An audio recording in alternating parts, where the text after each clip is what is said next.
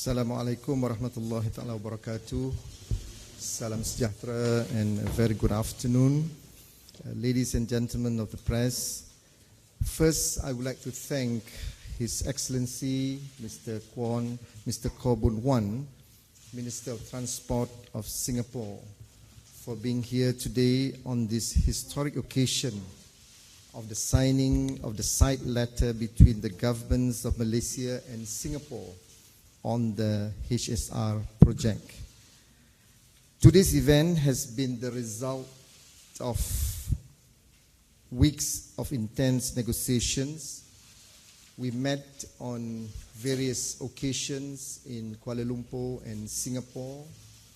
Both the minister and the team, and also the team from Malaysia, have been working very hard for the last many weeks. And we have come to an agreement. We met all our concerns from Singapore and Malaysia, and the negotiations have been very frank and thorough between myself and Minister Khaw, as well as officials from both sides.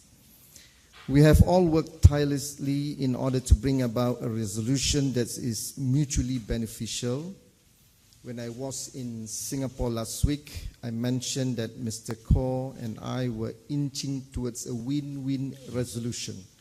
And I'm happy to say, and I believe Minister Khaw too, that today we have finally sealed the deal, witnessed by both Prime Minister Tun Dr. Mahathir Mohamad and also the Deputy Prime Minister of Singapore. Without doubt, this agreement would not have happened if not for our strong commitment to bilateral cooperation between our two countries. I'm confident that this spirit will see us through the final fruition of the Kuala Lumpur-Singapore high-speed rail project. On that note, I would like to invite Minister Khaw to share a few words. Thank you, Minister Azmin and friends of the media. This afternoon I flew in directly from Singapore Airport to Kuala Lumpur Airport, and from there to here. We are very close neighbors, close together, so flight time did not take too long. But still, if we have high-speed rail, I think it could even be faster. Yeah. Although we are near, but actually we are not so near. The distance between us is almost 400 kilometers. And in fact, for those experts in the industry, HSR industry, this is considered what is called, a sweet spot for high-speed rail. Because if cities are too far away, then they will rather fly. But if cities are too near, then they may just take the road and drive. But 400 kilometers represent that kind of a sweet spot. So many Singaporeans have actually been looking forward to the realization of this project, and we remain committed to this project. But of course, we understand why Malaysia needs to temporarily suspend the construction of the HSR project. So even though the HSR bilateral agreement has no provision for such a project suspension, but in the spirit of bilateral cooperation, Singapore has given Malaysia's request serious consideration. And after several rounds of discussions with Minister Azmin, we have reached a fair arrangement on the way going forward. And today's exchange of documents is to formalize our agreement on suspension. Construction of the project will be suspended till end of May 2020. As suspension will involve some abortive costs, Malaysia will reimburse Singapore for the abortive costs. And by the end of May 2020, we hope to see the resumption of the high-speed rail construction. If not, the project will be deemed to have been terminated, and Malaysia will reimburse Singapore for the wasted costs we have incurred fulfilling our HSR obligations till now. This decision to suspend will impact a number of stakeholders, existing contractors, and also potential bidders for the high-speed rail project. They have been concerned on the future of the project and are continuing to incur costs. So today's announcement will help to clarify the situation. We thank these companies for their active participation in the project so far, and we certainly hope to be able to work with them again when the project is resumed. Thank you very much. Okay, we also issued joint statement on this particular project, and I was told that the Secretariat have released and circulated this to the media. Yes. For your information. Yes. Okay, ada soalan? Yes, please.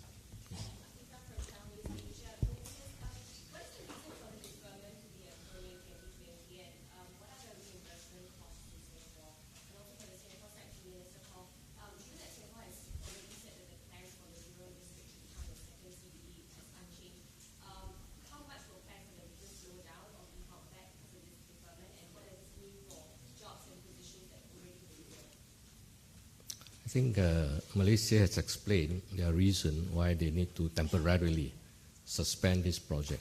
So naturally the first question is, how long do you suspend for? If it is suspension for a year, I think we can manage. But if it is longer, let's say 4 years, then situation is quite different, because part of the consideration which actually affects both countries and the project itself is, when you talk about, say, a 1-year deferment, it actually means several years of postponing the commencement of the project. So, for example, this agreement that we signed a while ago talk about deferment up to end of May 2020. But for the project, it means postponing almost 4 years. So 4 years means about 2030, 2031. When we started this project several years ago, when we were discussing this project, of course, one major factor was costing. We have to project costs. How much will it cost us?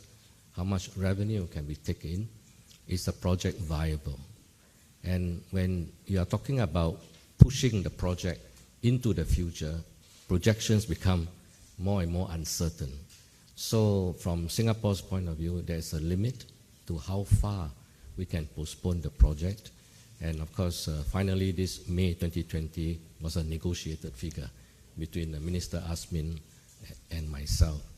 We think this is a sort of a suspension period which we can try to manage. Of course, it increases some risk of the project cost of the project, but we think we can manage it. What was your supplementary? The reimbursement worked this way. In fact, much of the discussions was over these two items. There are two parts to the reimbursement. One part is what I mentioned just now, the abortive cost of deferring, because when you suspend a project, it doesn't mean just suspend and that's it, because some contractors, they have built-in breakage of terms, so you have to pay them, because when you suspend the contracts or cancel the contract. Then some contracts, for example, diversion of utilities, because for the part of the HSR that is in Singapore, almost entire stretch will be underground. But that means that services have to be diverted. And in fact, we have started diversing all those utilities, which can be gas pipes, water pipes, electricity cables. Now, so when you suspend, it doesn't mean you just drop the project. You can't do that. You've actually got to begin to make sure that you can conclude or complete this project, at least in a way which is safe for the people and so on. So all those means costs.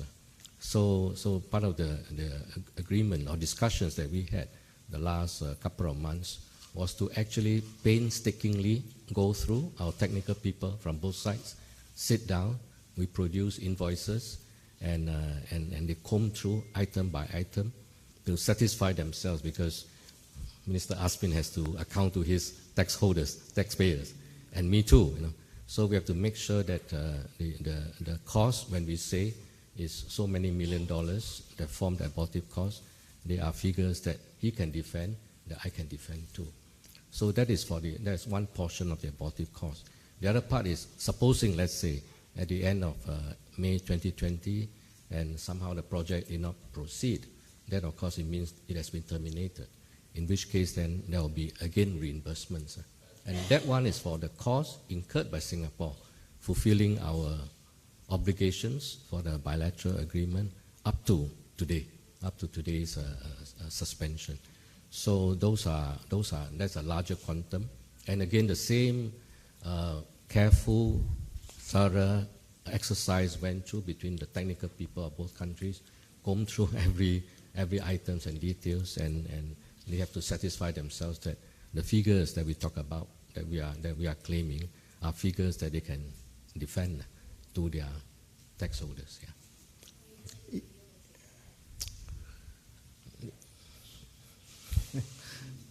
I have no problem revealing the paper because in the interest of transparency, we thought we should be open with our taxpayers. Yeah. Before I respond to that question, let me share with you that when I first met Minister Khaw in Singapore on August 11, I presented the mandate of the Malaysian cabinet that we would like the project to be postponed for at least 3 to 4 years based on the economic conditions prevailing in Malaysia. I'm glad that Minister Khaw and the team view our position positively. Then when we met again in Kuala Lumpur, a week later, Minister Khaw came back with a position that Singapore was willing to consider for a period of 1 year. But certainly I need to discuss again with the cabinet, and again I went back to Singapore to appeal to our friends in Singapore to consider for a longer period. But certainly I agreed with Minister Khaw that if the deferment period is beyond 2 years, certainly the business model will certainly change and the cost will continue to escalate. So based on our negotiations on various meetings, we have agreed mutually that the deferment period to be extended for 2 years until May 2020. And Minister Khaw has explained in details about the costs involved for the deferment, and also in the event Malaysia decide to cancel the project after the deferment period of 2 years. So both teams again met on the 27th and 28th of August. They discussed very detailed, every single item were presented, and finally both parties agreed that the abortive costs that need to be paid by the Malaysian government is amounting to 15 million Sing. I don't have the exact figure, but about 15 million Singapore dollars. And that need to be paid before end of January 2019. Yes. So we still have some space. And I must thank Minister Khaw for allowing us to have this opportunity to prepare and to make the payment before end of January 2019. For the cancellation, in the event we cancel the project, certainly we met and discussed, but I think I do not want to jump to the conclusion, but because the agreement signed today clearly stated our commitment to continue with the project after May 2020.